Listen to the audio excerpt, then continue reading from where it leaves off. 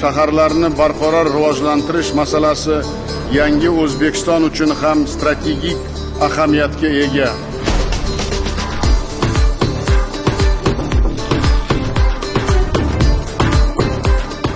2 million aholiga mo'ljallangan yangi Toshkent mega loyihasi biz amalga oshirayotgan urbanizatsiya strategiyasining yaqqol namunasidir. Eng muhim bu kabi loyihalar nafaqat poytaxtda, balki yangi O'zbekiston massivlari nomi ostida mamlakatimizning barcha hududlarida barpo etilmoqda.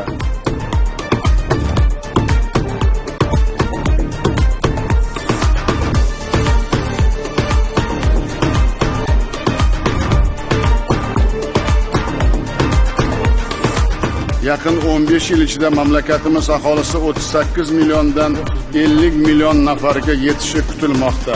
Biz buni hududlarimizni mutanosib rivojlantirish va iqtisodiy o'sishni ta'minlash uchun noyob imkoniyat deb hisoblaymiz.